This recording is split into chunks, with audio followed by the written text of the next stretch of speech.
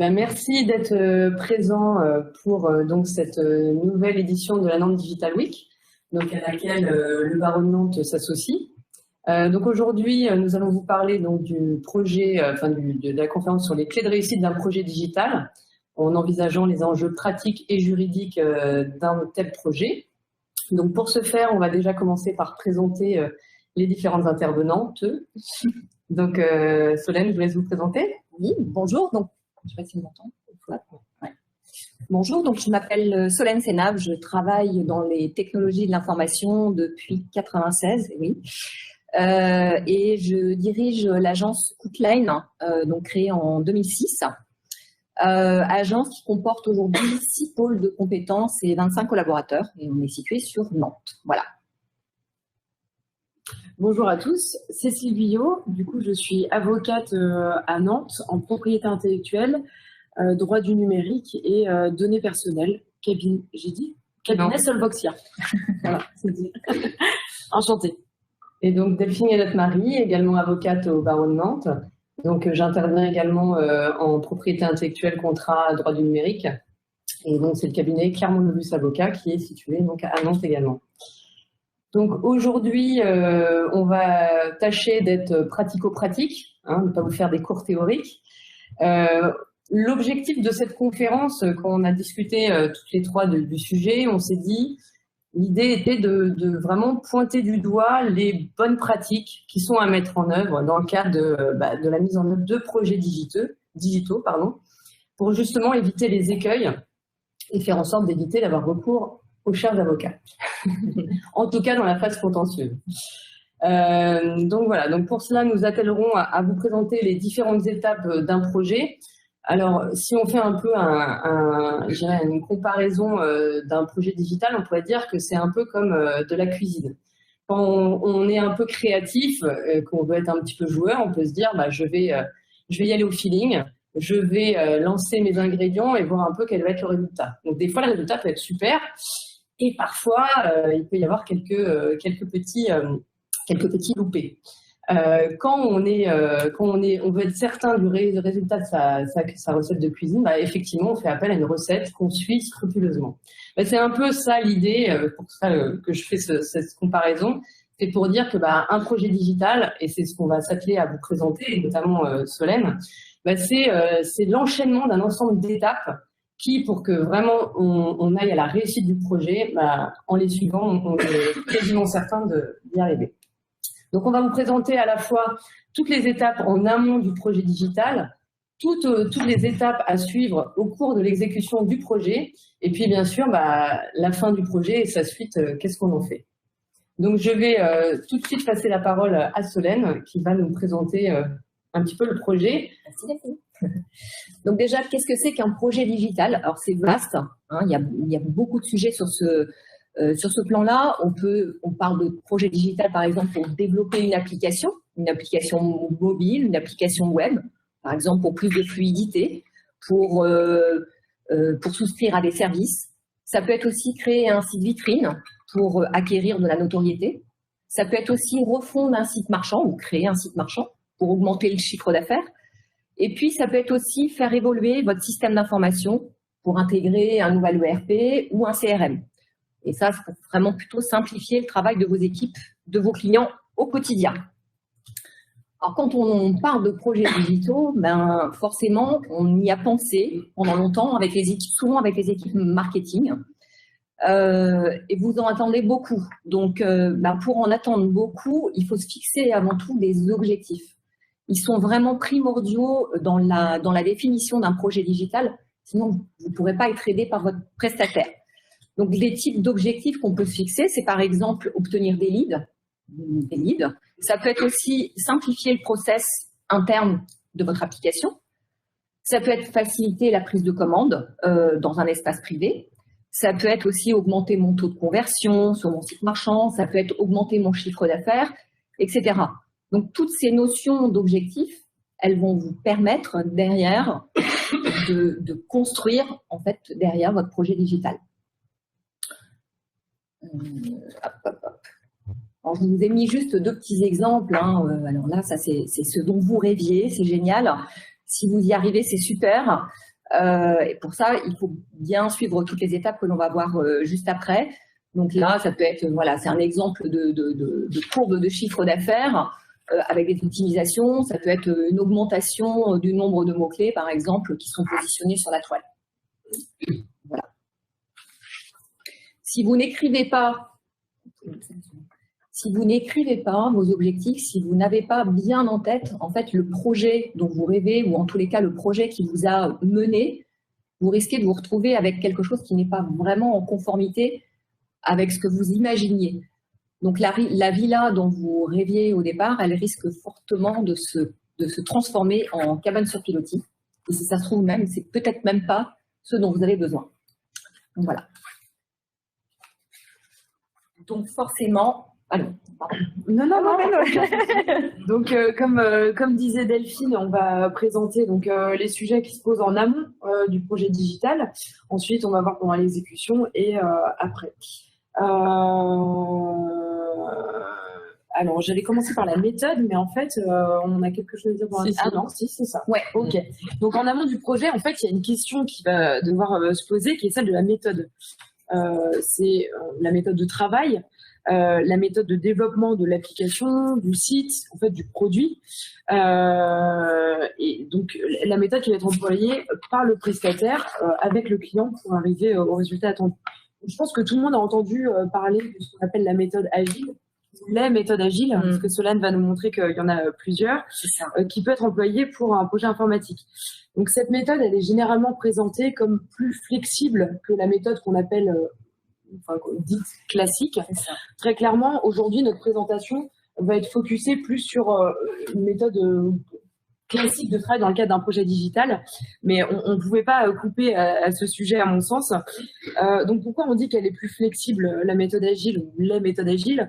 Parce qu'en fait le projet il est découpé donc en itérations qu'on va devoir répéter jusqu'à ce que le résultat attendu, donc le produit voulu par le client, soit réalisé.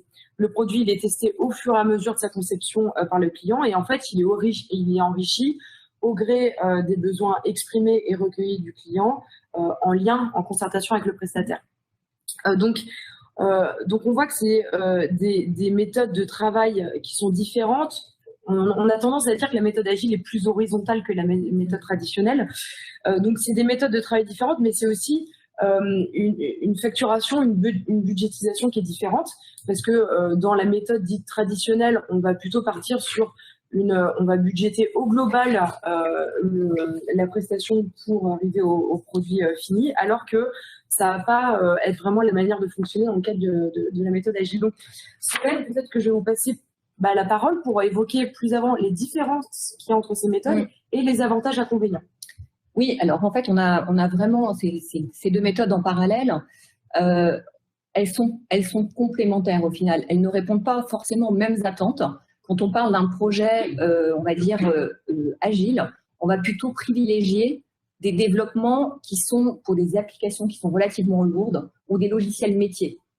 En revanche, lorsqu'on parle plutôt de sites internet ou d'applications web assez simples ou alors d'un site marchand, en règle générale, mieux vaut partir sur un projet au forfait. C'est pas aux antipodes, hein. Il y en a un, le forfait, forcément, on a un budget qui est fixé au départ par le prestataire en accord avec son client. Il y a aussi des délais qui sont fixés, donc vous savez déjà à peu près combien de temps va durer votre projet, ce qui n'est pas le cas pour la méthode agile. La méthode agile, en fait, le prestataire va vous livrer au fur et à mesure du temps le produit, comme le disait tout à l'heure Cécile. Alors, le gros avantage de la méthode agile, forcément, c'est que l'on voit tous les 15 jours, 3 semaines à peu près, une partie du produit. Le gros inconvénient, c'est la partie budget. C'est qu'on a beaucoup de mal à anticiper le budget que va représenter globalement le projet. Et on a souvent des mauvaises surprises. Voilà.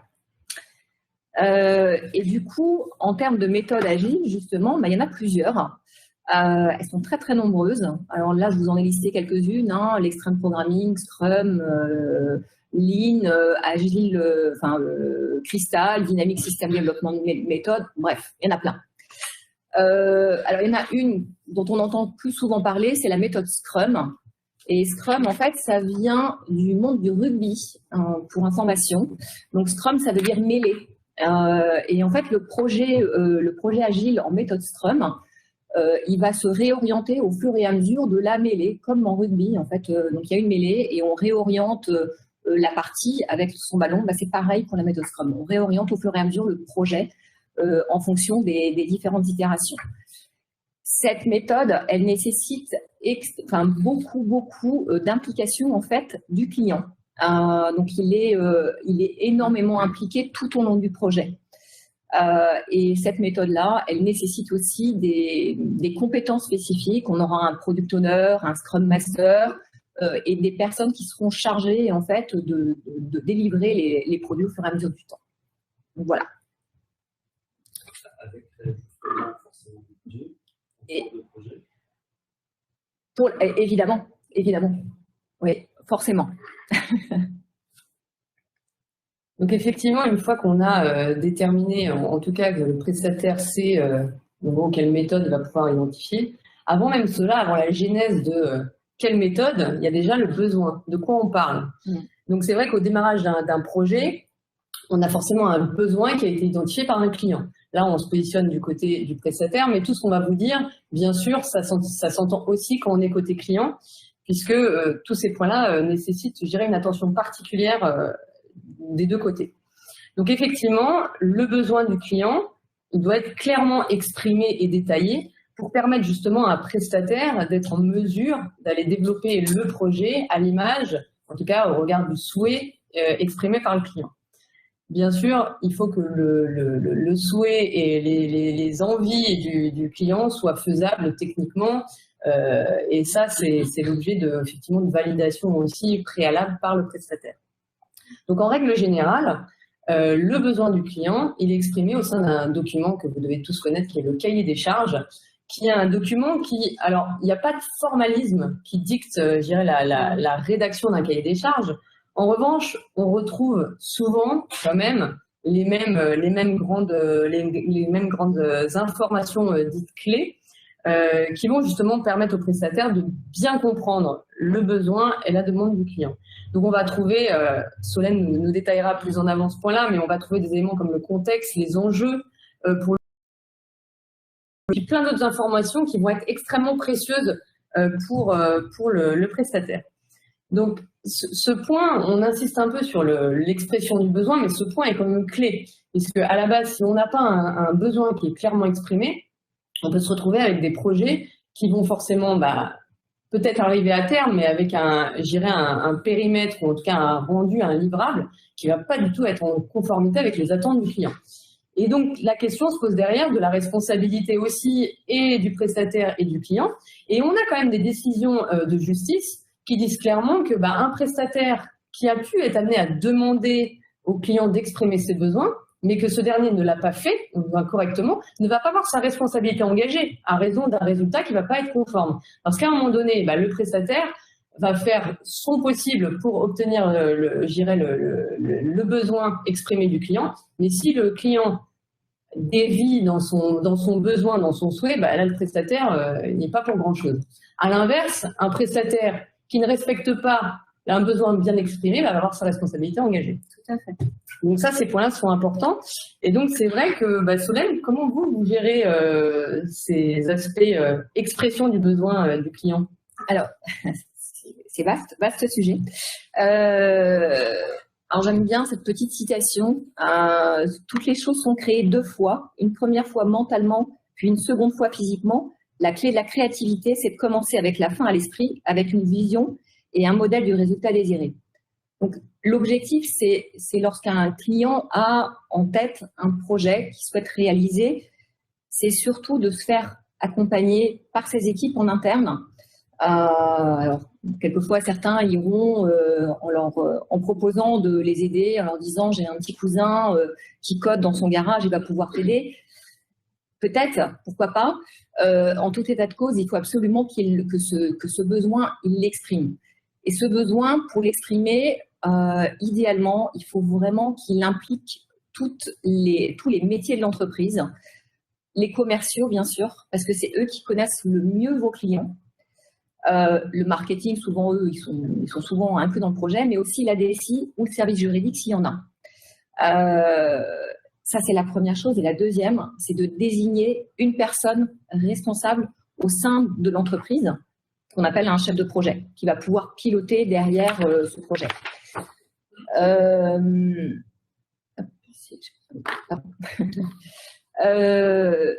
Donc, comme évoqué précédemment, forcément, on a parlé d'objectifs, de KPI, donc ce qu'on appelle les Key Performance Indicators, hein, indicateurs clés de performance, et puis vos cibles. Ça, vous les avez définis. C'est formidable. C'est ce point de départ-là qui est la construction, comme le disait tout à l'heure Delphine, de votre cahier des charges. C'est un outil de pilotage pour définir ses besoins et les spécifications de votre projet et les rendre compréhensibles de votre prestataire.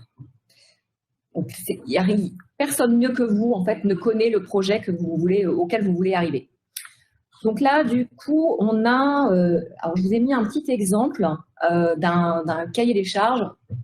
Il est assez succinct, enfin, il paraît assez succinct, mais en tout état de cause, il brosse un certain nombre d'éléments qui vont permettre derrière aux prestataires de pouvoir s'appuyer dessus et de éventuellement vous interroger s'il manquait des éléments, mais au moins, il a un historique, il connaît votre entreprise, il connaît vos produits, il connaît vos objectifs, il sait à qui il aura affaire, il connaît vos cibles.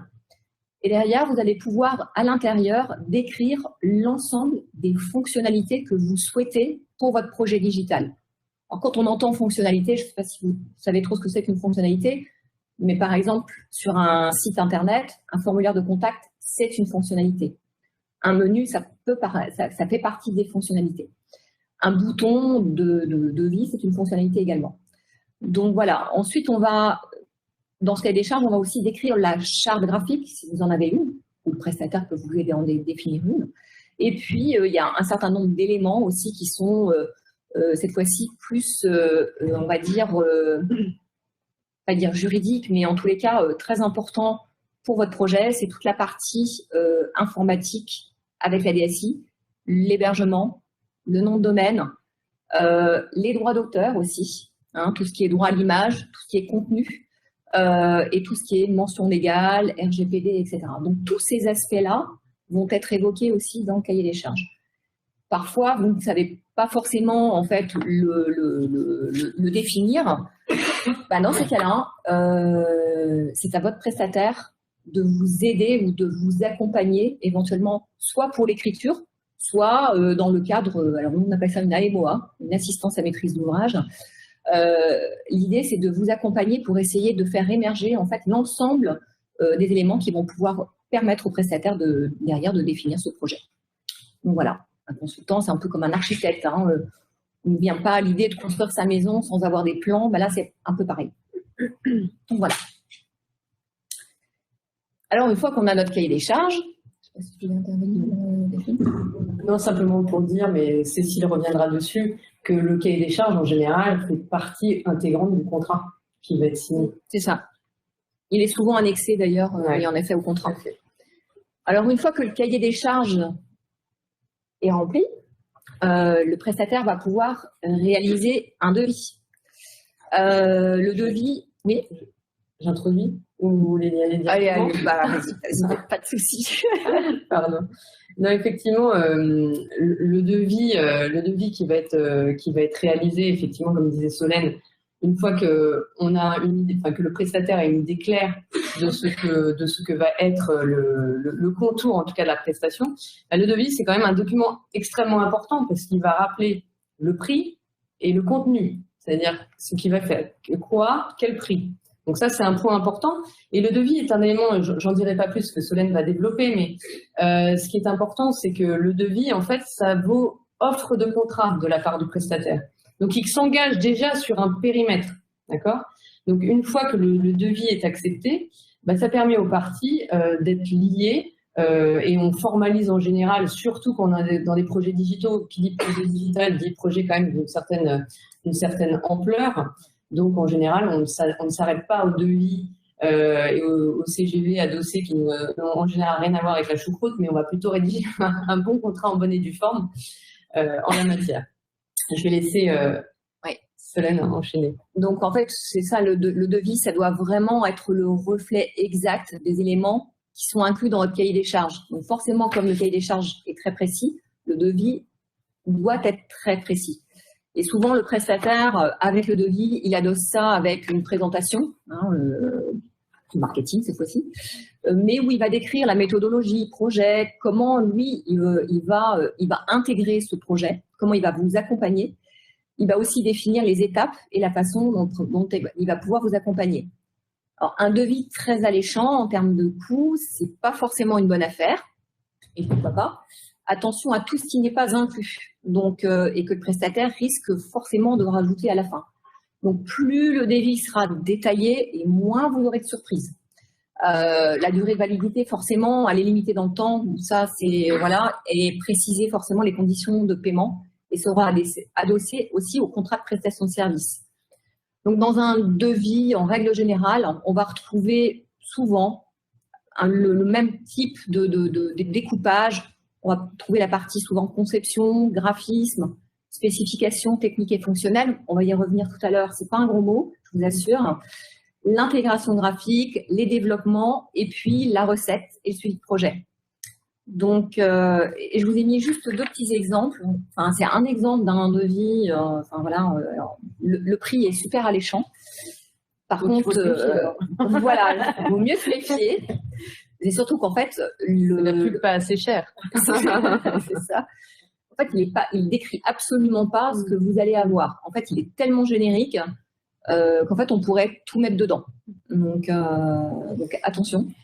Donc voilà, alors après, attention, le devis un peu plus complet, c'est moins sexy, je vous l'accorde. Mais voilà, c'est très descriptif et en fait, on va y retrouver en fait toutes les fonctionnalités, tout ce qui va être développé par le prestataire. Fonctionnalité par fonctionnalité, c'est vraiment très important. Même, enfin, admettons que vous souhaitiez justement faire diminuer ce devis, voilà, quitte. Vous pouvez très bien enlever des lignes. Ça, c'est en accord évidemment avec le prestataire. Et c'est amené forcément à discussion. Donc voilà. Une fois que ce devis est validé, admettons que ce devis soit validé. Le contrat, c'est un gros mot, ça aussi? Non, c'est pas un gros mot. Donc, je dirais qu'idéalement, il faudrait que l'acceptation du devis intervienne en même temps que la signature du contrat. Alors, je vais le faire dans le sens que la signature du contrat intervienne en même temps que l'acceptation du devis. Alors ça, c'est dans un monde idéal, parce que alors souvent, moi je dirais que les cas on le rencontre plus, mais pas que. C'est dans des projets d'intégration, par exemple, où il faut que d'intégration de solutions, logiciels éditeurs, il faut que les travaux avancent vite. Donc on dit écoutez, on commence et puis on négociera et on signera juste après. Alors pourquoi c'est important que ce soit signé en même temps? Parce que il faut que tout le monde soit bien au clair sur les aspects juridiques qui viennent encadrer en fait ce qui a été convenu d'un point de vue opérationnel.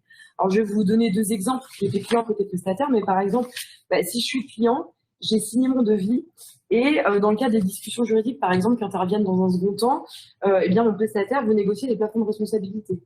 C'est pas déconnant de négocier ce type de clause, on y viendra ensuite. Mais en tant que client, j'avais pas forcément conscience que c'était possible de restreindre, enfin de faire des clauses limitatives de responsabilité. Et en fait, si je me mets dans la peau du client, on voit qu'il y en a certains qui voient ça comme une espèce de désengagement du prestataire. Donc maintenant, la responsabilité est limitée. Ça peut créer un petit peu de défiance dans les équipes qui ont vocation à travailler ensemble. Et on sait bien que dans les projets digitaux, comme il y a beaucoup de collaboration, comme vous le disiez Solène, c'est essentiel, une rupture de confiance peut aussi mettre en péril le projet. Donc c'est un sujet qui est vraiment important. De la même manière, la négociation d'un contrat qui interviendrait alors même que les travaux ont commencé, ça mobilise des ressources chez le prestataire et chez le client. Du coup, ça peut amener, on voit parfois, un décalage du projet. Et c'est vraiment dommage, quoi. Si je dois résumer sur ce point-là, vraiment, il faut mettre les pieds dans le plat. façon, il faudra les mettre. Donc, faut dès le départ. Autre exemple, je suis côté prestataire, j'ai commencé à travailler parce que, par exemple, j'avais un client pour qui il était essentiel que ça commence rapidement parce que ça date de Go Live, je sais pas, c'est 1er janvier 2023, par exemple. Donc, on s'est dit, OK, signons, Propal, on commence à travailler et puis on négociera après. Souci, le client, il veut absolument que je m'engage en tant que prestataire à lui intégrer la solution dans le cadre d'une obligation de résultat. C'est-à-dire concrètement que si le projet prend du retard, je résume, mais en gros, le simple non-respect de la date de Go Live engagerait ma responsabilité. C'est un sujet de charge de la preuve après, mais sauf que dans la vraie vie, dans la réalité pratique et opérationnelle de ce type de projet, on sait bien que il y a une collaboration qui est très importante et c'est hyper rare un projet qui dérape parce qu'il n'y en a qu'un seul, ou parce qu'il n'y a que le prestataire qui a complètement dérapé, quoi. Enfin, c'est super rare. Donc, en tant que prestataire, je peux pas vraiment m'engager en cas d'une obligation de résultat, surtout. On verra que là, je vais développer un tout petit peu après. Donc, qu'est-ce que je fais, du coup? Est-ce que j'accepte de m'engager en cas d'une obligation de résultat, mais dans ce cas-là, c'est pas satisfaisant parce que juridiquement, je suis pas bien couvert? Ou est-ce que je dis OK, je pose le crayon, je pose le clavier, j'arrête là et puis c'est un no-go, j'arrête de travailler. Non, parce que rupture de confiance, c'est pas possible. Donc on voit bien que la situation elle est pas satisfaisante et vraiment que le sujet du contrat il doit être fait en amont. Alors autre intérêt d'une négociation du contrat en amont, c'est d'être dans une logique peut-être condition générale. Alors tout le monde ne fait pas forcément ça, mais c'est de se dire que je négocie mon contrat avec garantie, plafond de responsabilité, etc. Parce qu'on a décidé de travailler ensemble sur le développement d'un site internet, sur le développement d'une application, intégration, etc. Et je me dis, il n'est pas impossible qu'on travaille ensemble après. Par exemple, sur de l'hébergement, sur de la thèse de maintenance applicative, sur de la maintenance, sur une prestation de formation, de support ou que sais-je. Et dans ces cas-là, on peut se dire, on négocie le contrat en amont. Et demain, on prévoit que toute prestation qui sera faite, le devis qui sera formulé s'intégrera dans le cadre du contrat qui a été fait préalablement. Comme ça, c'est une fluidité et on se dit, on parle juridique une fois et après, on n'en parle plus, quoi. J'exagère un peu.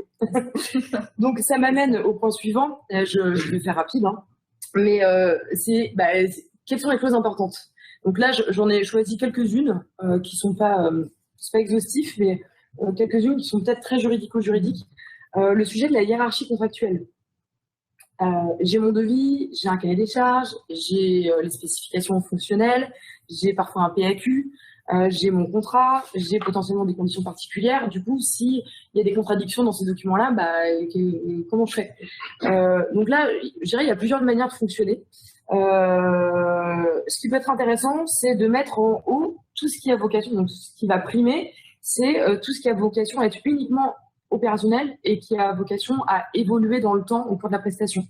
En gros, on va aller du spécifique au général, du mouvant au non mouvant. Donc, ça peut être intéressant de se dire, mon PAQ sera tout au-dessus parce que, par exemple, des procédures de recette, c'est peut-être dedans que je vais le prévoir en fonction, par exemple, en cas de projet d'intégration. Quand on signe le contrat, on ne sait pas forcément comment la recette va être menée en fonction de la manière dont ça avance. Donc, ça peut être PAQ, spécification fonctionnelle, devis, conditions particulières, contrat. Mais alors dans ces cas-là, il faut faire super attention parce qu'il ne faut pas que dans un de ces documents opérationnels, il y ait quelqu'un qui loge un petit cavalier, genre on déplafonne toute la responsabilité, par exemple, ou finalement c'est une obligation de résultat ou que sais-je. Donc il faut juste être vigilant. Après c'est pas l'idée, hein, mais donc voilà. Et si on prévoit que c'est le contrat qui va primer, dans ces cas-là, il faut bien faire attention à ce que tous les éléments mouvants, on renvoie aux annexes pertinentes pour pas figer une pratique opérationnelle qui sera pas du tout celle qui sera faite dans les faits. Donc, on a le choix en fait de la méthode, mais voilà ce qui peut être fait. Ensuite, le sujet du référentiel de conformité. S'il y a un CDC, un cahier des charges et des specs, c'est les spécifications qui sont référentielles de conformité, parce qu'elles sont faites a posteriori, elles sont faites par vous en validation du client. Donc voilà, ça c'est un sujet important. Obligation de moyens de résultat, j'en ai parlé. En gros, dans un projet informatique, c'est souvent binaire. On le présente de manière binaire. On dit, moi, je suis le client, je veux que la responsabilité de mon prestataire, elle soit engagée si le résultat, il n'est pas atteint. Moi, je suis prestataire, je dis, non, dans les faits, ça peut pas marcher comme ça, donc obligation de moyens. J'ai dit l'inverse tout à l'heure, résultat, moyen. En fait, on peut prévoir des choses intermédiaires. Parce que on en discutait tout à l'heure avant l'intervention, mais on se disait, le juridique, il n'est pas là pour embêter les gens. Si vous avez intérêt à travailler ensemble, il n'y a aucune raison juridiquement qu'on ne trouve pas une manière de l'écrire. Donc ça peut être obligation de résultat sur des choses qui sont quantifiables et mesurables, par exemple ce qu'on appelle les SLA, dans le cas d'une garantie, etc., garantie de résolution dans tel délai, des anomalies, etc. Ça, on peut s'engager sur une obligation de résultat. Sur la conformité de la solution qui est développée aux spécifications fonctionnelles, pareil, a priori, c'est OK. Et puis pour le reste, on va sur une obligation de moyens. Donc voilà, on peut être pragmatique, quoi. La propriété intellectuelle, on en reparlera un peu après, donc je ne vais pas aller trop loin, mais bon, qui est titulaire de quoi? Si je demande un développement, comme on dit, from scratch, donc de zéro, peut-être que je vais avoir la propriété pour moi, voilà, mais dans ce cas-là, c'est vu aussi dans le budget, dans le devis, voilà. Si on part d'un template, ce ne sera pas forcément pertinent de le faire comme ça. De quel droit de propriété intellectuelle on parle sur quoi? Est-ce que c'est des créations graphiques? Est-ce que c'est des codes sources? Est-ce que c'est... Donc tout ça, on va y venir, vous allez l'évoquer. Et je vais finir avec les plafonds de responsabilité. Bon, de toute façon, là, il n'y a pas de réponse, hein. Mais si la responsabilité de quelqu'un doit être engagée, la question c'est est-ce qu'il y a un montant limite? Est-ce que c'est le prix de la presta? Est-ce que c'est plus? Est-ce que c'est la période de facturation, si je suis dans le cadre d'une TMA, par exemple, d'une période de facturation durant laquelle le préjudice est intervenu ou que sais-je. Le seul truc, c'est, bon, il ne faut pas que ce soit ridicule par rapport à la valeur de la prestation, sinon, clause limitative de responsabilité, en justice, bon, le juge, il trouve dessus à bras raccourcis si ça n'a pas de sens, quoi. Voilà, quelques points de vigilance. Après, j'ai pas tout évoqué. Solène, vous, votre pratique sur ces sujets-là, votre retour sur votre pratique, ouais. Ah oui. Oui, vaste sujet aussi.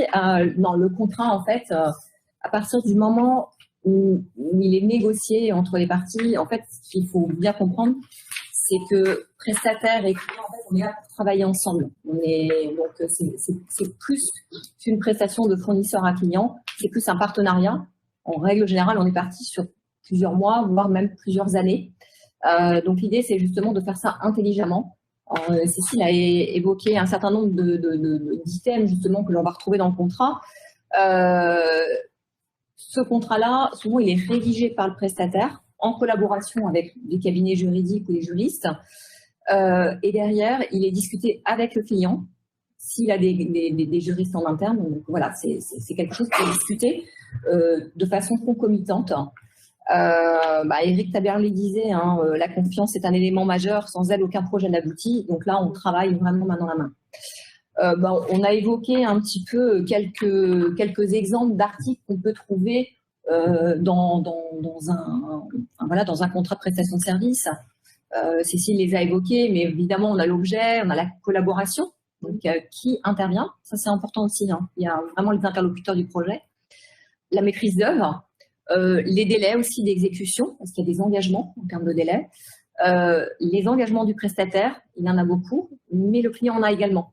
Donc voilà. La durée aussi du contrat, est-ce qu'il est limité dans le temps? Tout à l'heure, Cécile évoquait le fait que éventuellement, s'il y a des prestations complémentaires derrière, peut-être qu'on peut les inclure au contrat. Ça évite beaucoup de discussions juridiques a posteriori. Et puis, tout ce qui est également propriété intellectuelle. Alors, sur la partie code source, sur la partie graphique, des prestataires, certains prestataires, en fait, revendent ces codes sources à part. Après, ça dépend des pratiques. Dans notre cas, nous, en fait, on délivre tout. C'est écrit dans le contrat, justement. C'est la propriété du client. Ça en devient la propriété du client. Et puis, tout ce qui est assurance, confidentialité, etc. Donc, voilà. Donc, voilà un petit peu les éléments du contrat. En règle générale, on met en annexe le descriptif exact de la prestation que l'on va réaliser. Et souvent, c'est une reprise des éléments et du cahier des charges et du devis. Donc, en fait, le contrat prône sur le CDC, sur le cahier des charges et sur le devis. Voilà. Alors oui, on avait quand même les conditions financières accessoirement. Un détail dans l'histoire, un détail. C'est un détail. Donc effectivement, dans la continuité et dans les points qu'on retrouve, alors tant, j'irais, dans l'avant-projet, mais finalement aussi dans l'exécution du projet, c'est la problématique des équipes. C'est un sujet, alors on a fait un focus sur ce point-là parce que c'est un vrai sujet en soi et je pense que toute personne qui gère des projets digitaux sait à quel point ça va être important. Alors effectivement, on retrouve souvent dans les clauses contractuelles la clause relative à la modalité d'exécution avec le pilotage du projet et donc les équipes, Solène les indiquer. C'est extrêmement important tant du côté du client que du côté du prestataire d'expliciter dans le contrat que les parties ont besoin d'avoir des équipes stables et compétentes. J'insiste sur ce sujet parce que c'est quelque chose qui revient quand même assez fréquemment, la problématique d'un côté comme de l'autre d'équipes du prestataire ou du client qui ne vont pas être au fait suffisamment du sujet. Et moi, je me suis déjà retrouvée dans un contrat à devoir écrire que le prestataire n'avait pas vocation à pallier les manques de compétences des équipes du client, ce qui est assez désagréable à entendre pour côté client. Mais dans la réalité, voilà, il y a toujours des solutions de dire on est dans un partenariat gagnant-gagnant. Comme le disait Solène, le client est le mieux à même d'exprimer son besoin et de dire de quoi il a besoin, qui connaît le mieux son métier, parce que souvent on rentre dans un projet digital, mais qui va être accolé à un métier assurance, bancaire, automobile, que sais-je. Donc la personne connaît bien les spécificités de son métier et donc ce dont il a besoin de raccrocher avec son projet digital, les spécificités du projet. Et donc c'est vrai que d'avoir des équipes stables et compétentes, c'est extrêmement important. Donc ça, ce sont des clauses sur lesquelles on fait aussi extrêmement... on est pointilleux sur ce sujet-là, faire en sorte qu'il y ait des binômes, qu'il y ait des... Voilà, on peut avoir une annexe qui va préciser les interlocuteurs, parce que n'essayez pas de figer dans les contrats, dans le dur, le nom des prestataires. On sait bien qu'on est tous amenés à évoluer dans les entreprises. Mais voilà, ce point est extrêmement important. Un autre point sur les équipes, et Solène nous donnera son petit retour d'expérience, concerne effectivement qui dit équipe qui va être amenée à gérer le projet, dit parfois on peut être amené à sous-traiter. Donc il y a des prestataires qui peuvent être amenés à sous-traiter le sujet. Donc en soi, la sous-traitance n'est pas interdite. La seule chose, c'est qu'il faut déjà la prévoir au contrat. Déjà, est-ce que le client autorise effectivement le prestataire à sous-traiter sa partie, c'est toute ou partie des missions. Bien sûr, quand on a recours à un sous-traitant, ça n'exonère en rien la responsabilité du prestataire qui est signataire du contrat. Parfois, il l'oublie. On s'est déjà retrouvé dans des situations un petit peu délicates où le client se retrouve en lien direct avec le sous-traitant. Donc, en gros, le prestataire fait un peu passe-plat et avec un sous-traitant qui n'avait pas eu le cahier des charges avec l'expression du besoin du client. Donc, voilà, il faut être vigilant à ce genre de sujet. Alors, on est dans l'avant-contrat, enfin, on est en tout cas dans la partie contractuelle, mais tout ce qu'on vous dit là vaut effectivement pour l'exécution, clairement, du contrat. Voilà. Après, un autre point qui est en lien avec les histoires d'équipes stables, compétentes, c'est aussi la problématique du risque comme clé. C'est un vrai sujet qu'on rencontre, alors quand on est tant du côté client que du côté prestataire, avoir des équipes qui sont très spécialisées sur un sujet, qui sont vraiment la personne à même de répondre aux questions du prestataire ou aux questions du client si c'est côté prestataire. Et si la personne s'en va, on se retrouve quand même dans des situations, enfin on a déjà vu des projets capotés à raison d'un départ d'un homme clé. Donc voilà, il faut être en mesure de pallier ces sujets-là dans les contrats en disant on a des délais de prévenance, on a de la documentation, on a des binômes avec une documentation et surtout une collaboration active entre les deux. Ça, c'est vraiment clé. Donc, c'est vrai que... Comment faites-vous, Solène, pour gérer une problématique? Je fais bien. Ouais, c'est une très bonne question. Merci. Alors, tout dépend des prestataires. Idéalement, tout comme chez le client, en fait, il y a un chef de projet. Chez le prestataire aussi, il y a un chef de projet qui est l'interlocuteur principal du prestataire. Et ce chef de projet-là, je parle pour notre expérience en tous les cas, c'est vraiment le chef d'orchestre. C'est lui en fait qui va faire l'interface avec les différentes expertises que l'on a en interne. Alors les expertises, elles sont nombreuses aujourd'hui, et plus ça avance et plus il y a des experts vraiment très très précis. Dans le cadre d'un projet digital, par exemple, le chef de projet, en fait, il va orchestrer avec un UX designer, par exemple, avec un directeur artistique, les graphistes, les intégrateurs, les développeurs, des spécialistes aussi en termes de SEO, alors SEO pour référencement naturel, Search Engine Organization, et référencement payant, ou alors un responsable, par exemple, de stratégie digitale, un community manager, etc. Donc, le chef de projet, c'est vraiment, on va dire comme le disait Delphine, c'est un peu l'homme clé quand même pour le prestataire, mais également pour le client.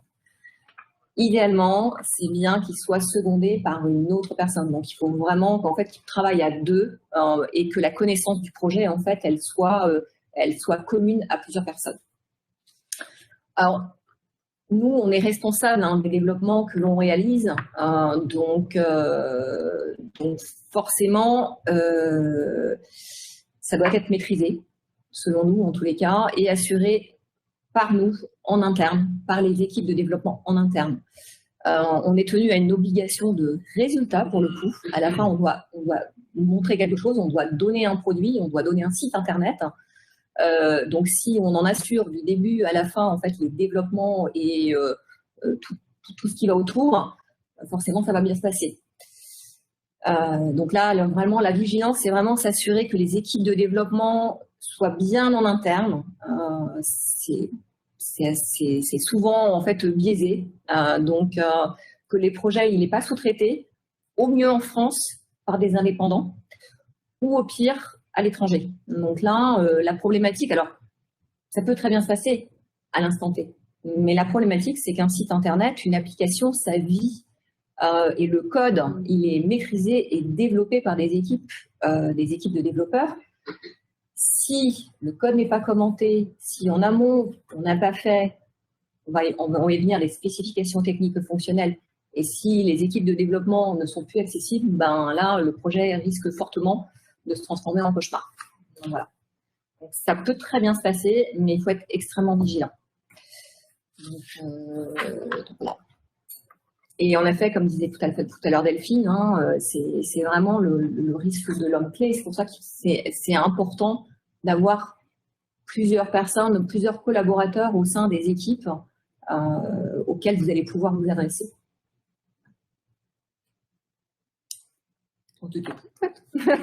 Donc, une fois qu'on a dit tout ça sur le contrat, etc., c'est super, on s'est mis d'accord, on lance le projet, c'est super.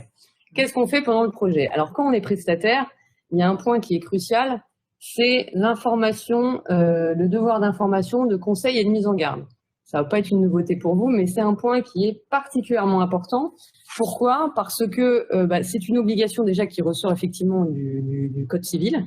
Et c'est une obligation qui n'est pas que dans l'exécution du contrat.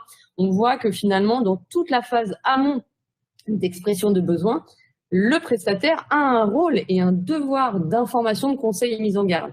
Ça veut dire quoi? Ça veut dire qu'il doit avoir un rôle proactif. Il ne doit pas être là à dire, bon, je vous ai fourni les documents, ça vous plaît, vous les avez signés, c'est parfait, on enchaîne. Non, pas du tout. C'est je dois éclairer mon client sur les incidences des choix qu'il aura fait, des choix techniques. Parfois, un client peut avoir, vous nous expliquerez ça, mais parfois, les clients ont des idées assez saugrenues, ou alors assez claires, parfois juste claires sur ce qu'ils ont envie de faire, et avec aussi parfois une idée des techniques, des technologies employées, etc. Où le prestataire va avoir peut-être un retour d'expérience sur la technologie, sur un certain nombre de paramètres qui font qu'il va devoir l'alerter sur les incidences de ses choix. Et ça, c'est extrêmement important parce qu'un prestataire devrait être en mesure de dire non, je ne vous accompagne pas dans ce projet parce qu'il me semble mettre en péril votre projet.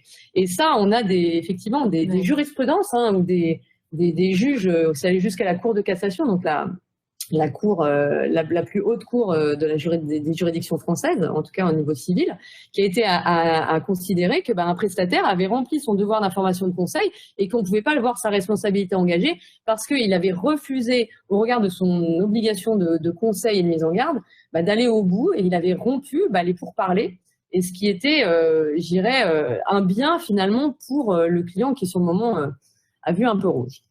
Donc ça, c'est vraiment extrêmement important. Et cette obligation d'information de conseil et mise en garde est en général accrue quand on est en matière informatique digitale. Pourquoi? Parce qu'on considère que souvent, il se trouve face à des professionnels qui vont être plus des profanes du système. Alors, ça ne vaut pas, la responsabilité sera atténuée un prestataire s'il se retrouve face à une grosse structure qui a son service digital, son service juridique, son service informatique, qui va être en capacité de bien échanger sur des termes techniques avec le prestataire.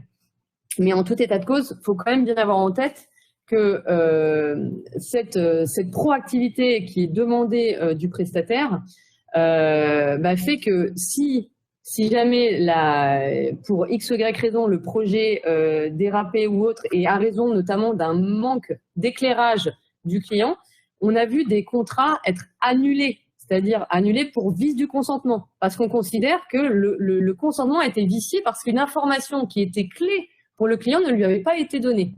Et ça, c'est vraiment au titre de son obligation de conseil de mise en garde. Au mieux, il peut voir juste sa responsabilité engagée sur le fondement de sa responsabilité contractuelle et les inexécutions. Mais en tout état de cause, c'est vraiment un élément très important sur l'exécution d'un projet, de dire tout au long du projet, bien sûr, ça va dans la collaboration. Hein, c'est pas que descendant un prestataire qui donne de l'information à un client. Il y a du retour et il y a de l'interaction forte entre les deux. Mais ce point-là est vraiment crucial pour la bonne réussite d'un projet. Donc, comment faites-vous, Solène, en la matière? En fait, on interpelle souvent nos clients. Eux, ce ne sont pas forcément des professionnels du digital. Nous, si. Donc, à nous de nous mettre aussi à leur portée. Alors, certains sont déjà relativement aguerris avec ce domaine-là. Donc là, les discussions sont relativement fluides. Mais pour certains, en fait, ils ne connaissent pas ce monde et même certains prestataires s'amusent à utiliser des acronymes ou du vocabulaire qui permet de noyer un peu le poisson. Donc l'idée, c'est vraiment d'essayer d'utiliser un vocabulaire qui soit compris de tous, et du prestataire et du client. Et essayer vraiment de lui apporter le conseil auquel il a le droit et auquel on se doit, nous, on se doit de donner. Et ce conseil-là, si on fait un parallèle, par exemple, avec le domaine de la santé, vous avez un problème cardiaque, la première chose vous n'allez certainement pas aller sur un bloc opératoire, vous allongez sur une table d'opération, vous faire opérer. Non. Vous allez aller voir votre généraliste qui va vous indiquer un cardiologue et qui lui-même va vous expliquer un petit peu tout ce qu'il va faire. C'est son devoir de conseil. Le cardiologue, il va vous expliquer les tenants et les aboutissants, comment il va vous opérer ou pas, et avec l'aide d'un confrère qui est anesthésiste et qui lui-même aussi est un spécialiste. Donc, l'idée, c'est vraiment de ce conseil, c'est vraiment de se mettre en fait à la place de nos clients pour essayer de leur expliquer de façon fluide et simple comment on va construire avec eux le projet. Et si on fait un parallèle avec une maison, c'est le même principe. Alors là, je prends l'exemple d'un site internet.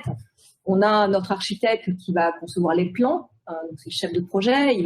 Donc les plans derrière, ça va être toute la phase nous on appelle ça de l'UX design. On va essayer de faire comprendre en fait les parcours utilisateurs de l'application ou du site internet. Et derrière, on va aller poser des fondations. Donc là, les fondations, elles sont extrêmement importantes. C'est la base de votre système d'information, de votre site internet, de votre application. Ça peut être un framework. Alors, je ne sais pas si tout le monde sait ce que c'est qu'un framework, mais c'est des outils qui permettent l'aide au développement des sites internet ou des applications. Ou alors, comme le disait tout à l'heure Cécile, from scratch. Donc, on développe tout de A à Z. Et puis après, on va faire construire la maison, c'est le développement. Et derrière, on va aller la décorer et placer correctement les meubles. Alors, placer correctement les meubles, dans notre jargon, c'est le référencement naturel pour qu'il y ait un parcours fluide et qu'on arrive bien dans la maison. Et toute la décoration, c'est tout ce qui est la partie design. Donc voilà, on fait souvent des parallèles, ça aide à comprendre et ça aide à se projeter en tous les cas sur le projet qui nous mène. Donc voilà, c'est un petit peu les différentes étapes que l'on décrit. Alors tout à l'heure, je vous ai dit wireframe. Voilà à quoi ça ressemble un wireframe. C'est pas un gros mot, je vous assure. C'est des plans qui vont permettre de se projeter. L'application ou le site internet, il n'est pas encore visuel, il n'est pas encore graphique, mais au moins on a étudié en fait le parcours client, le parcours utilisateur. Donc voilà, ça se représente de façon noir et blanc, c'est moche, mais c'est assez efficace. Voilà.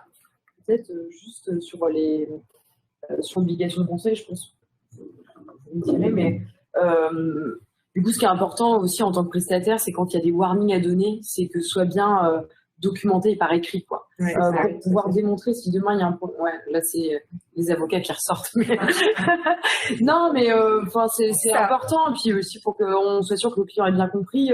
Je prends un exemple un peu bête, mais si on développe, je sais pas, une application qui est hyper novatrice avec des technologies très spécifiques et que le client, on lui a dit, bah, par contre, attention, parce que vous avez un peu des vieux coucous dans votre parc informatique, donc si vous voulez que ça marche, il va falloir les changer d'ici 3 ans. Il faut être bien au clair sur le fait que le client a compris ça, parce que lui, derrière, ça peut avoir des impacts aussi financiers. C'est ça. Donc là, on passe au gros mot que vous évoquez. Ouais, c'est ça. Les spécifications fonctionnelles. Alors, c'est un document qui est rédigé par le prestataire pendant l'exécution du projet, du coup, avec le client et qui est rédigé en lien avec le client et qui est validé par lui. Alors, ce document, il est très, très important parce que c'est le référentiel de conformité de la prestation. Concrètement, si le client estime que le travail n'a pas été bien fait, on va aller voir ce qu'il y avait dans les spécifications fonctionnelles pour voir si c'est conforme. De la même manière, si le client vient et dit écoutez, moi j'aimerais bien pour le même prix que vous sur mon site internet vous me mettiez un module de prise de rendez-vous, on va aller voir aussi dans les spécifications fonctionnelles ce qui était marqué pour voir si c'est dans le périmètre ou hors périmètre et si ça donne lieu à devis complémentaires par exemple. Donc,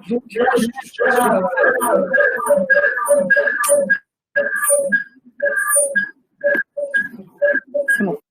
Ah, j'ose plus parler du coup. Allô? C'est bon. Du coup, je vais pas. C'était pour réveiller la salle. Ouais, on vous a senti un petit peu moins attentif.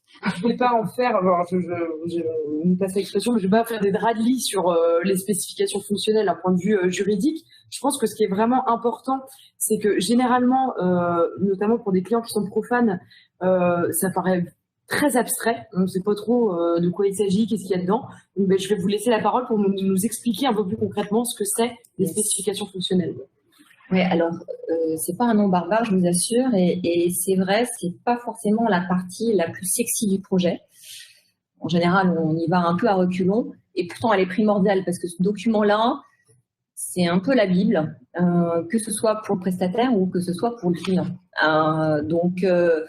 Ce document-là, les équipes qui vont développer derrière le projet s'en servent et c'est la base en fait des développements. En règle générale, pendant la partie de développement, ils vont beaucoup moins solliciter les clients. Et en fait, les spécifications qu'on aura pris soin de rédiger avant, vont permettre que le projet se passe correctement. Alors, qu'est-ce que ça comprend en fait des spécifications? Concrètement, on va y détailler l'ensemble des éléments du projet, qui soient graphiques, qui soient techniques, qui soient fonctionnels, qui soient même concernant tous les aspects aussi juridiques, que nous on appelle juridiques, tout ce qui est mention légale, tout ce qui est cookies, etc. Donc tous ces éléments-là, en fait, sont reportés dans le cahier de spécifications techniques et fonctionnelles, et en fait détaillés vraiment point par point. Et quand je dis détaillé, c'est vraiment, on va dans le détail du détail. Je vais vous montrer un exemple. Alors ça, c'est un exemple de cahier de documents de spécifications techniques et fonctionnelles. C'est tout petit, j'en suis désolée, mais... Vous écrivez en plus gros d'habitude quand même. Ouais, on écrit très très gros, mais c'était juste pour vous montrer le sommaire.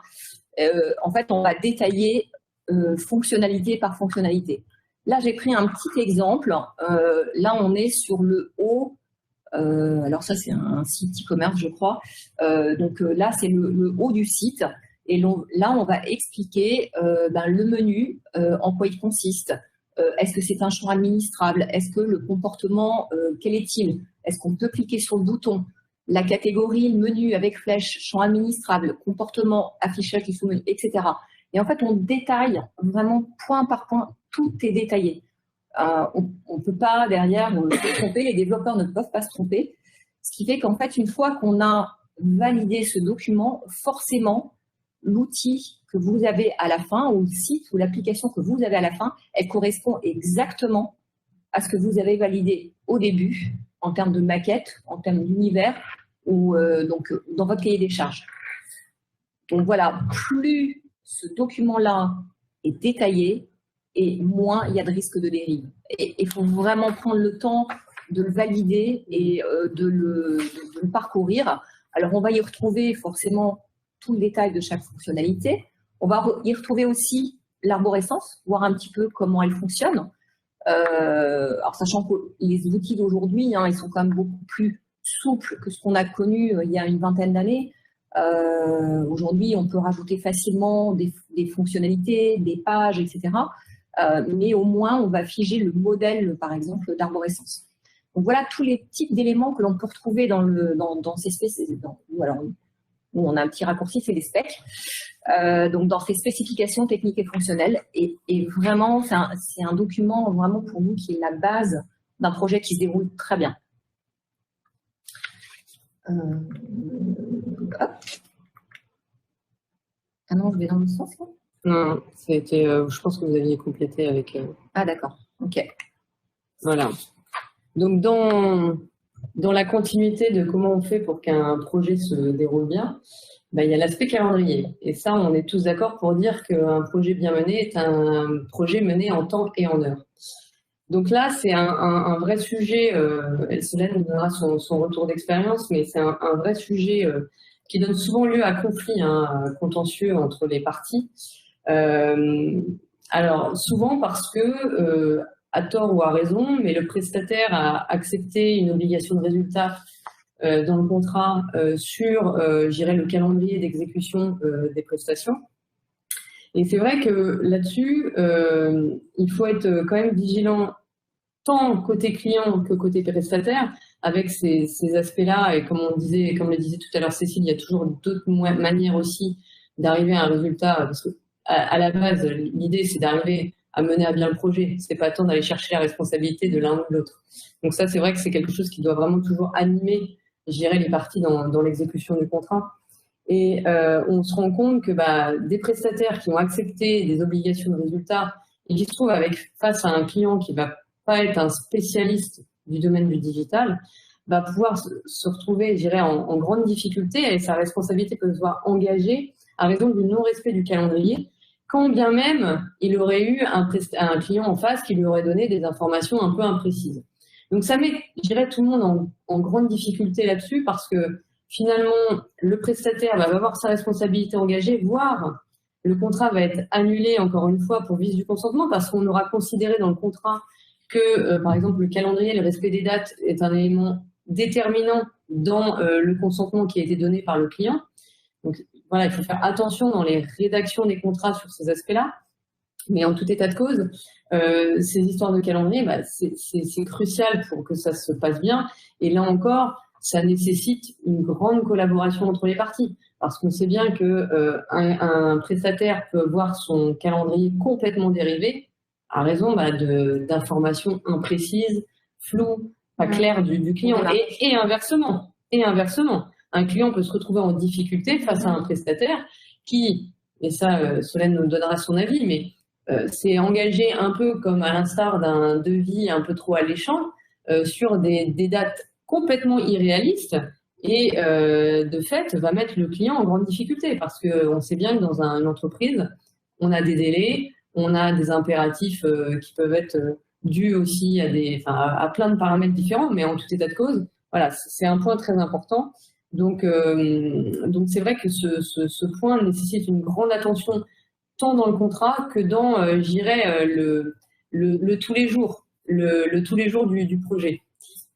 Du coup, si je peux juste ajouter une chose sur le sujet, c'est que pour ma part, j'ai déjà vu aussi des clients pour qui aussi, alors là je vais repartir sur du juridique, mais très rapidement, mais c'est pour qui c'est important le fait que ce soit exprimé que le calendrier, c'est une obligation de résultat. C'est presque symbolique en fait la terminologie. Et des fois on s'arrache un peu les cheveux, mais il y a des manières de le dire. On peut dire par exemple, si le client a besoin que ce soit rédigé comme ça, de dire bah, je m'engage à respecter le calendrier et les jalons dans le cas d'une obligation de résultat. Néanmoins, ma responsabilité ne pourra être engagée que s'il est démontré que le non-respect des délais est de ma faute exclusive. En vrai, ça vide un peu, mais vous voyez, sur les rédactions, je ne sais pas s'il y a des juristes dans la salle, mais sur les rédactions, on peut trouver des solutions parce que des fois, c'est vraiment du symbolique, quoi. Ouais. C'est du symbolique et du vécu aussi. oui, complètement. tout à fait. Ouais. Bah, c'est vrai qu'en fait, en règle générale, le calendrier, il est défini avec le prestataire et chaque étape, en fait, elle est validée par des bons de validation. Le prestataire, il peut s'engager à un certain moment. Alors on va prendre l'exemple très concret d'une application web, admettons. On a parlé tout à l'heure de spécifications techniques et fonctionnelles. À partir du moment où les spécifications techniques et fonctionnelles sont validées, le prestataire peut s'engager sur une date exacte, voire même à l'heure près. En tous les cas, nous c'est ce on peut faire. Mais par contre, en amont du projet, on travaille main dans la main avec le client et on a besoin de lui pour valider certains éléments.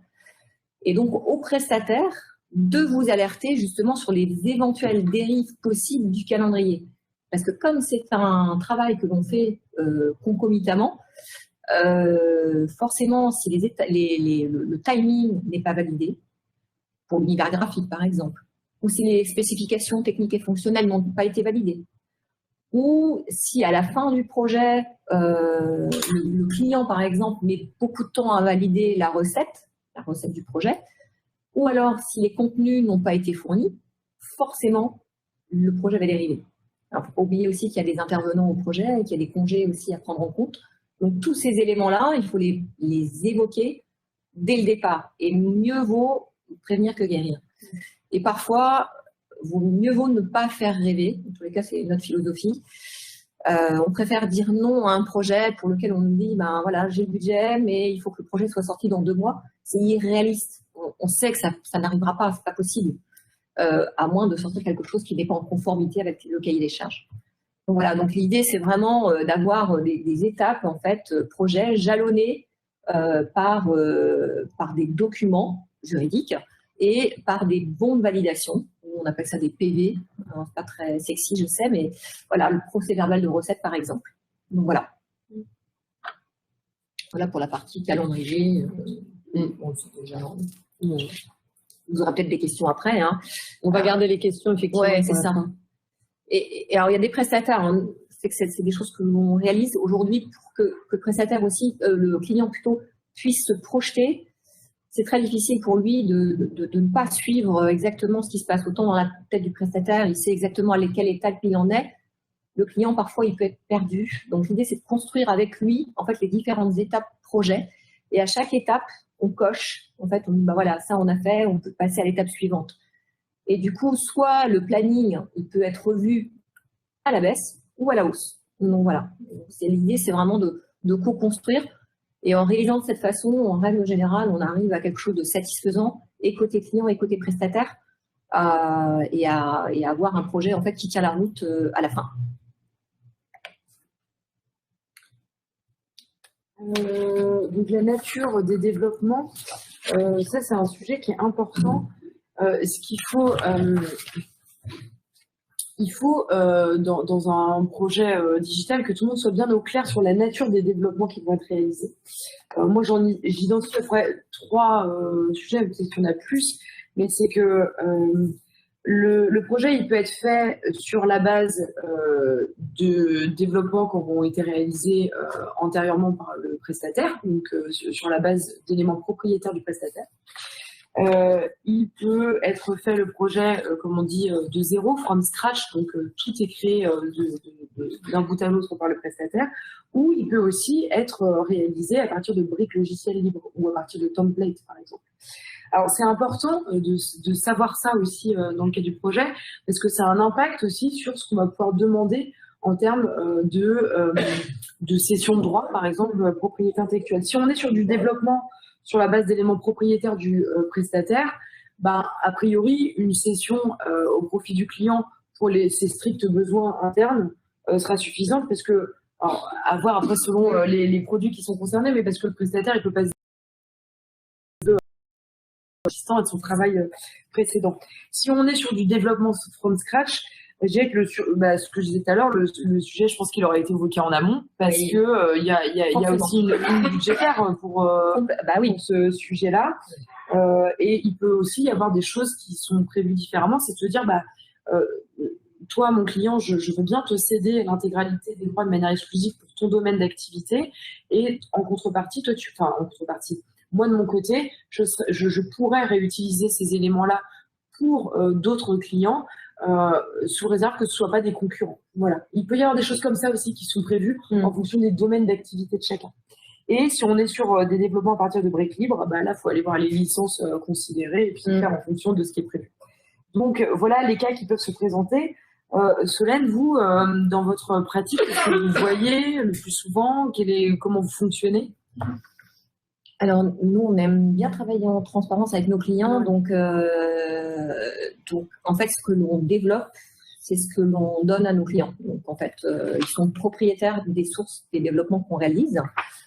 Ça ne veut pas dire pour autant que l'on n'utilise pas des CMS, des Content Management Systems, des outils de gestion de contenu, par exemple, mais que l'on va utiliser vraiment sans thème. On n'achète pas un thème sur Internet et on va coller vos visuels, vos images, par exemple. Non, il est développé proprement. Donc, de la base, on va juste prendre le moteur et dessus, on va développer les fonctionnalités dont vous avez besoin. L'objectif, c'est vraiment de travailler toujours pareil. C'est vraiment une histoire de confiance. Donc, on est souvent, on a souvent deux types de développement, comme vous disiez Cécile, from scratch, on part de zéro. Donc là, on développe tout de A à Z, ou alors avec un CMS ou un framework. Donc voilà, donc c'est des outils qui vont nous permettre de nous aider à développer, mais néanmoins, c'est pas des outils que l'on achète et que l'on revend aux clients. Donc on est vraiment dans un cas de figure qui est vraiment extrêmement différent. Je vous ai fait un petit tableau comparatif, je ne sais pas si vous voyez très très bien, c'est un peu petit, je suis désolée, mais on a fait un comparatif entre une application qui a été faite avec ce qu'on appelle un thème acheté sur Internet, vous en avez plein. On va prendre un thème WordPress, comme ça va certainement vous parler à certains en tous les cas. Un thème WordPress, donc l'avantage, gros avantage, c'est le coût. C'est clair, c'est pas cher. Ça va très très vite aussi, puisque le thème il est déjà développé, toutes les fonctionnalités a priori dont vous avez besoin, elles sont déjà existantes. Donc voilà, le code, par contre, il n'est pas maîtrisé par les équipes de développement. La plupart du temps, les thèmes sont réalisés par des graphistes ou des intégrateurs. Ils font des choses super belles, c'est très joli. Par contre, techniquement, le développement n'a pas été réalisé, donc le code n'est pas optimisé. Il peut y avoir des failles de sécurité, donc ça, il faut en être conscient aussi. Et comme le code, le thème est lourd en termes de code, parce qu'en fait, on embarque tout un tas de choses qui sont complètement inutiles, eh bien, il va être très lourd pour les serveurs, mais très lourd aussi pour les clients. Donc, l'utilisateur final, lui, il va mettre plus de temps à charger le site Internet. Et côté serveur, il va être beaucoup plus lourd aussi à être hébergé. Donc, ça va vous coûter très cher en termes d'hébergement. Donc, voilà un peu là. Mais par contre, le prix de départ, il est imbattable. C'est clair. C'est pas clair. Voilà. Je me permets juste de rebondir sur ce que vous voulez dire. Le point est extrêmement important sur la sécurité. Il y a certains secteurs d'activité, médical, bancaire, assurance, qui nécessitent effectivement une sécurité absolument optimale. Et c'est vrai que les développements avec des technologies qui vont pas être adaptées, alors en général, si on se place côté banque, le temps de validation des projets et tout le circuit de validation, on ne passera pas par un outil de ce type-là. Mais ça peut arriver, j'en ai déjà vu, des projets un petit peu connexes, périphériques, et qui veulent ensuite se plugger au système d'information, bah, ça pose des vraies problématiques de sécurité avec des impossibilités d'interconnexion, interopérabilité. Donc ces sujets-là effectivement de technologie sont particulièrement oui, il faut vraiment être vraiment vigilant. Aujourd'hui, alors, je ne vous ferai pas de cours sur la partie plutôt hébergement et infogérance, mais les attaques, voilà, c'est pas un secret, hein, ça continue à augmenter. Hein, on a fait quand même plus 600% pendant la période du Covid, et ça continue malheureusement. Donc si le site n'est pas bien sécurisé et pas bien maintenu, on va dire, au maintien en conditions opérationnelles, forcément, voilà, il y a une complexité. Donc après, j'ai fait un petit parallèle avec l'application sur mesure ou le site sur mesure. Là, forcément, c'est plus cher, voilà. C'est du temps homme et c'est des spécialistes. Mais par contre, le code est maîtrisé en interne par les équipes. Si vous voulez faire évoluer l'application ou le site, c'est beaucoup plus simple parce que vous avez affaire à des professionnels, des développeurs. Et le coût de la maintenance aussi en est réduit. Parce qu'en fait, on maîtrise les codes. Donc, même si on ajoute une fonctionnalité, le coût de l'ajout de la fonctionnalité est facile et facilité, et donc beaucoup moins cher. Et FrameKit a parté sur le côté éco-responsabilité.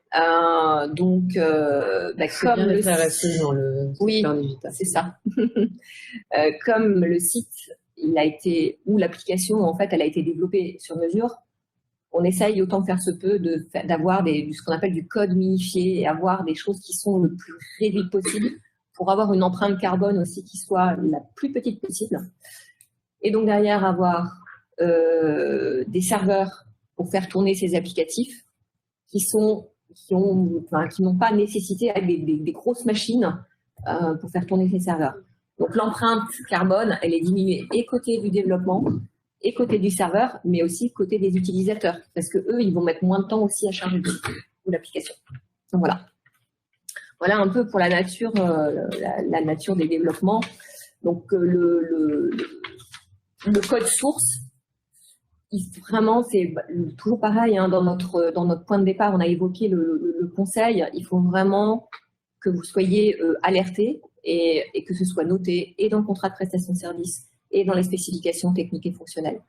Plus il y aura de fluidité au départ et plus la période de garantie à l'issue de la réalisation du site, on sera fluidifié et son maintien également.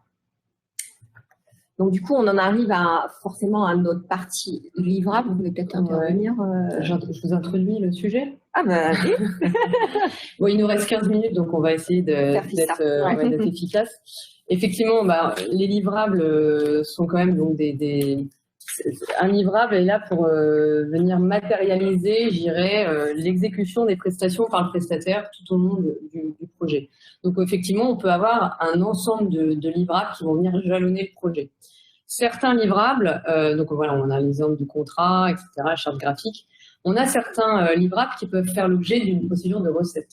La procédure de recette est particulièrement, alors sans rentrer dans le détail du pourquoi du comment, mais la procédure de recette des livrables est quand même un moment clé pour la suite du projet et notamment pour actionner les fameuses garanties dont on parlait, parce que c'est le moment où on va effectivement valider correctement, juridiquement, la conformité du livrable. Donc par exemple, je ne sais pas si c'est la maquette du site web, l'application mobile qui a été créée, ça va permettre de valider le fait que la maquette du site est conforme aux spécifications techniques et fonctionnelles.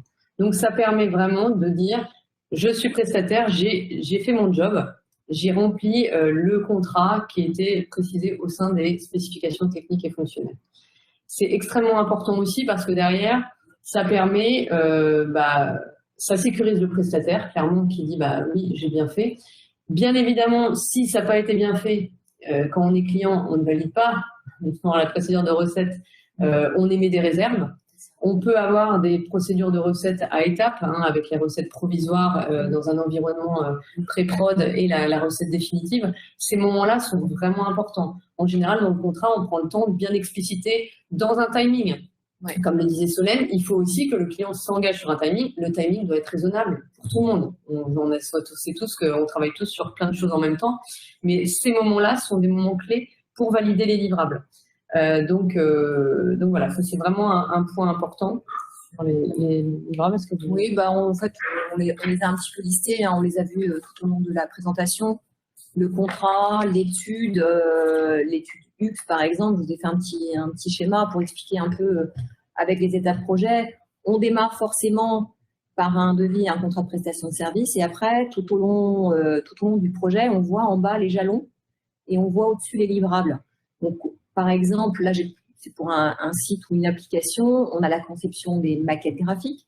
On va livrer un document graphique qui va être validé par un bon de validation. Ensuite, on livre des spécifications techniques et fonctionnelles qui vont être validées par un bon de validation.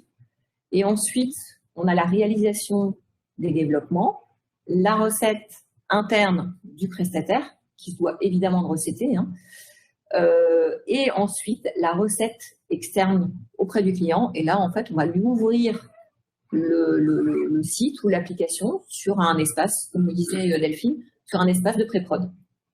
Le PV de recette va valider la possibilité de mettre en ligne l'application, le site, etc. Et comme le disait Delphine, en effet, cette période-là, c'est une période où on échange énormément et on utilise des outils qui vont nous permettre en fait de valider en fait les différences, soit non-conformité par rapport à ce que l'on a décidé dans les specs, soit parce qu'il y a des petits ajouts. Alors, on est intelligent, on essaye de travailler en bonne intelligence justement. Quand il y a des petites choses qui n'étaient pas tout à fait prévues, mais on est encore en phase de recette, on arrive à trouver en général un terrain d'entente. Quand c'est des grosses fonctionnalités, dans ces cas-là, on se dit, non, ça, on va les faire en V2. Voilà. Donc, voilà un petit peu les étapes, les jalons. Alors, une fois que c'est mis en ligne, l'application ou le site internet, c'est super, mais en général, c'est pas fini. C'est pas fini le projet, parce que souvent, c'est le démarrage en fait d'autres actions qui vont pouvoir être démarrées. Et avant de démarrer notre fameuse maintenance, en règle générale, on a une période de garantie. Alors cette période de garantie, elle fluctue en fonction de l'importance d'un projet, hein. Si on prend l'exemple d'un site vitrine, forcément la période de garantie, elle peut être d'1 mois, par exemple. En règle générale, c'est ça. Un site e-commerce, souvent, on est sur 2-3 mois. Et puis après, quand on est sur des applications un peu plus lourdes, qui nécessitent plus de temps, dans ces cas-là, on peut aller jusqu'à 6 mois. 6 mois de garantie. À l'issue de cette phase de garantie, démarre ce que l'on appelle dans notre jargon la TMA ou tierce maintenance applicative ou maintenance tout court. Alors, je fais quelque chose sur la garantie. Non, c'est bon. De toute façon, non, on est bien là. Donc, ouais.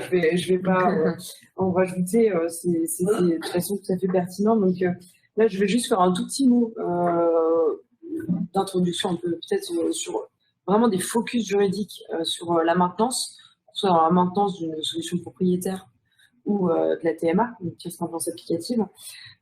Sur les points juridiques, il faut faire super attention, à mon sens, dans le contrat, à bien cadrer le process de gestion des anomalies.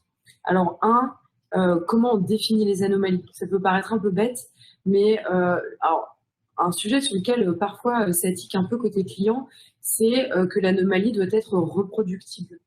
Alors, pourquoi des fois des clients tiquent, ils disent ouais, mais le problème, c'est parce qu'on dit dans ces cas-là, il faut documenter, par exemple, via un outil ticketing ou que sais-je, faire remonter l'incident et être en capacité d'expliquer ce qui se passe au prestataire et que le prestataire soit en capacité de reproduire l'anomalie pour bien confirmer le fait que c'en est une. Et des fois, les clients disent ouais, mais bon, si j'arrive pas à vous expliquer ou vous n'arrivez pas à vous reproduire, débrouillez-vous pour essayer de reproduire, mais il faut que ça marche, quoi. Ce que j'entends d'un point de vue opérationnel, parce que moi, j'ai un logiciel pour travailler au quotidien et très clairement, j'ai un peu ce type de réaction quand ça marche pas. Je me dis, je me reproduis par reproduire, ça marche pas. Mais c'est pas comme ça que ça fonctionne. Donc, il faut que ce soit reproductible parce qu'en fait, très clairement, si ça ne l'est pas, le prestataire ne peut pas pallier la difficulté parce qu'il n'arrive pas à savoir d'où ça vient. Et généralement, on est sur un problème d'utilisation en fait, du logiciel. Donc là, on est sur une prestation de support dans l'utilisation d'un outil. On n'est plus sur de la maintenance à proprement parler. Donc bien définir ça, bien définir les niveaux de criticité. Donc qu'est-ce qu'une anomalie qui est bloquante, qu'est-ce qu'une anomalie qui est majeure, qu'est-ce qu'une anomalie qui est mineure. en lien avec ce qu'on appelle les SLA, donc tout ce qui est délai de prise en compte de l'anomalie, délai de résolution de l'anomalie, etc. Donc il y a des délais qui sont négociés en amont et le cas échéant associés à des pénalités ou pas. Mais voilà, ces définitions-là sont très importantes. Et petit dernier point sur la TMA, donc la tierce maintenance applicative, bien être au clair aussi à l'égard du client, ce qui n'est pas toujours non plus comprend quand on parle de l'informatique. Certains voient pas bien la différence, mais quand un prestataire intervient pour faire de la maintenance sur un logiciel éditeur tiers, il faut être au clair sur le fait qu'il y a des anomalies qui relèvent de la responsabilité du prestataire et il y a des anomalies, des bugs en fait, qui sont inhérents au logiciel éditeur.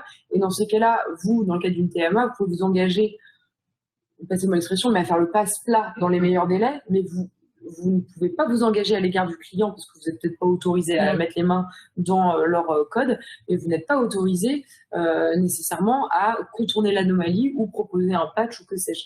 Donc, pour que ce soit bien clair, ça, idéalement, il faut que ce soit défini en amont aussi, dans la documentation. Oui, complètement. Alors, la maintenance, comme le disait Cécile, hein, la maintenance, elle est importante parce qu'un projet qui n'est pas maintenu, en règle générale, c'est un projet qui meurt, malheureusement.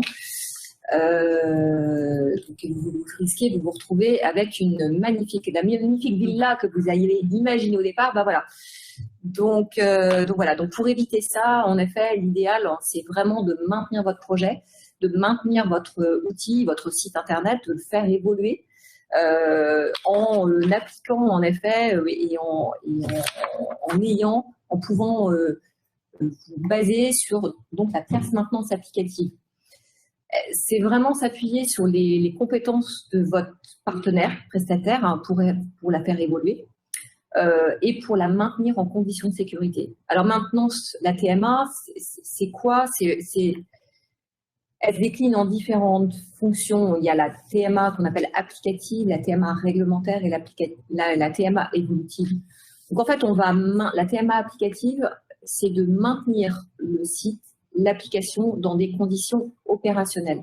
Donc ça veut dire qu'il va falloir faire ce qu'on appelle les montées de version, c'est rendre l'application toujours à jour en termes de sécurité, en termes de, quelquefois vous entendez parler de plugins, pour ceux qui en utilisent beaucoup, et la rendre compatible, si tant est que cette application ou ce site, en plus, soit interopérable avec d'autres outils.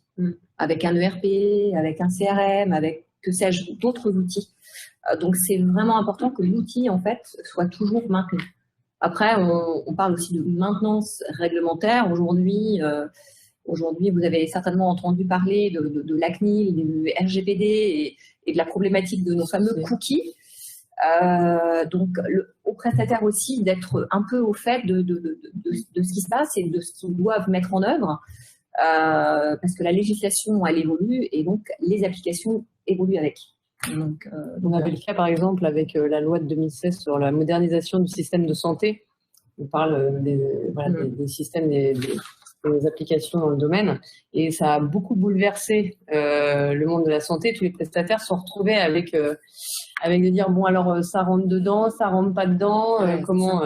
C'est un vrai sujet, la maintenance réglementaire aussi. Et c'est vrai que c'est bien de prévoir contractuellement le fait que derrière, ça ne rentre pas dans le forfait de la maintenance, parce que clairement, on se retrouve souvent dans des puits sans fond, hein, surtout quand c'est, je dirais, la réglementation qui impose des modifications de fond qui peuvent être substantielles pour des sites web, des applications. Du coup, j'ai mis quelques exemples d'items que l'on va pouvoir retrouver dans un contrat dit de TMA. Mais forcément, il y a les interlocuteurs, les modalités de prise en compte, prise en charge. Alors, il faut de la traçabilité. Donc souvent, les prestataires utilisent ce qu'on appelle les outils de ticketing. Il y en a plein qui existent, des Mantis, GLPI, etc. Mais ça permet vraiment d'avoir une traçabilité. Le domaine aussi d'intervention, la classification des anomalies. Est-ce qu'elles sont bloquantes? Est-ce qu'elles sont majeures, mineures? Est-ce que à partir de quel moment le prestataire, en termes on a parlé tout à l'heure de SLA, de niveau de service, est-ce qu'il intervient dans les 2 heures? Est-ce qu'il intervient dans les 4 heures? Bon, tous ces éléments-là, en fait, sont définis dans le contrat de TMA. Donc voilà, on a forcément aussi ce qui est obligation du client. parce qu'il en a, et que s'il y a une mauvaise utilisation du logiciel qui n'est pas conforme, ou de l'application qui n'est pas conforme par rapport à la formation ou, que l'on aura faite, par exemple, bah là, ça crée des tensions. En règle générale, c'est dommage. Autant dire, bah, j'ai fait une erreur, ça ira beaucoup plus vite pour corriger que d'essayer de la cacher sous le tapis. Voilà. J'ai fini. Voilà, j'ai mis juste un petit exemple de TMA. On avait juste fait un petit focus sur le dernier point, c'était sur la réversibilité et l'audit. Mais bon. Ouais, les reprises, très rapidement, sur les reprises de projet, c'était le cas de dire, bah, on est post-projet, on a notre application, on a notre site web, et puis finalement, on ne veut pas continuer avec le prestataire qui a développé initialement, et donc on va demander à un prestataire tiers de venir maintenir en condition, par exemple, dans le cadre d'une TMA, typiquement aussi. Le sujet. Donc, il y a 2 points avant la partie audit. Il y a la partie réversibilité qu'on cite très rapidement. C'est simplement de dire, regardez quand même dans les contrats qui ont été signés avec les prestataires, celui qui a développé le site initial, pour vérifier qu'il s'est engagé à poursuivre et à coopérer dans le cadre d'une réversibilité. En règle générale, la réversibilité, c'est quoi? C'est le fait que le prestataire s'engage à venir coopérer dans le cadre de la passation, en gros, du dossier du projet. Donc avec la fourniture des éléments documentaires, techniques et autres. Et donc là-dessus, en général, le sujet c'est pris. Donc c'est bien aussi de prévoir les choses en amont, de dire bah, ça fera l'objet d'une facturation complémentaire. En règle générale, c'est comme ça que ça se passe, mais c'est bien d'être vigilant sur ce point-là. Et du coup, comment est-ce qu'on prévoit une reprise de site ou une reprise d'application?